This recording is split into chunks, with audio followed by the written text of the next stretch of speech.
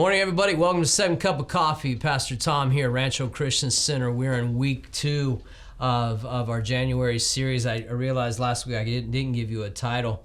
I guess because I'm not entirely sure what the title is. And the reason that is because I had something planned, and as I explained last week, God interrupted that. In the sense that he interrupted what I thought he was going to do with these scriptures because he knew what was going to happen. He interrupted our filming schedule, the whole thing, because I feel like he wanted to give us a word, and I believe that he did that last week. We want to continue that word. We talked about Paul and Ananias and how the very thing that you hate could be the thing that God wants to use in your life to bring about a wholeness or a restoration. On the flip side, that's for Saul because he hated the church and Ananias was part of the church. Or if you're Ananias, the thing that you fear could be the thing that God's asking you to touch to bring about his kingdom. And so now we want to look at what happened through his obedience, Ananias' obedience, and Paul's being able to receive from the thing that he hated, at least up until the point that he was knocked off his horse. And in verse 20 of Acts 9, that's where we were last week. If you have a Bible, Acts 9, verse 20.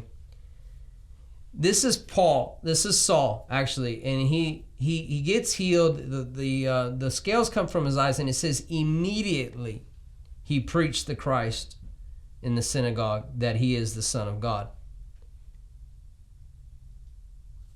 God has immediatelys for this nation. God has immediatelys for the time that we find ourselves as the Church of Jesus Christ, the times that we're in. He has immediatelys for us. And he wants to encourage us that if we will take the steps of obedience to get to the intersections that he's designed, not only will he bring immediate healing, which he did, he'll bring immediate results of that intersection. Let me explain. Saul was well known for persecuting the church. Now he's stepping back in to the synagogues, the people that he had looked to for the authority to persecute the church, and he's preaching the very person that he was persecuting. And that happened immediately.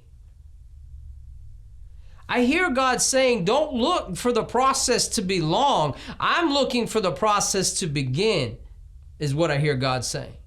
So I can begin to do immediatelys in the earth today. Who wants to be part of that equation, that see God do something immediately, and to see not only was he converted, he's starting to bear fruit. And then there's this last piece in verse 22, and it's something that I think is important. It's a good place to end.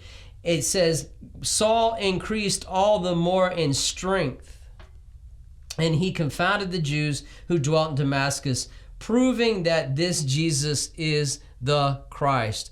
You want to prove that Jesus is the Christ. You want to prove that Christ is alive. You want to do those things. Then allow God to work through your life in such a way that obedience is not something that you debate. It's something that you walk in. And I'm telling you that the fruit will be immediate, and you'll begin to grow in strength. And the only testimony that people will be able to give out of your life is that Jesus is the Christ. There's no other way to explain this but that Jesus did it. My mother has a saying, and I'll leave you with this. If it's the last thing you remember, it's a great thing to remember and to chew on.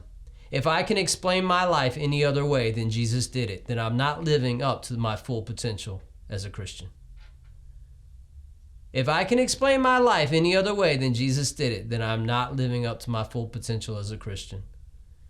Are you living up to your full potential as a Christian? Well, maybe 2021 is the year to grow in that grace, grow in those immediacies, and grow in that strength. We love you. God bless you, and we'll talk to you soon.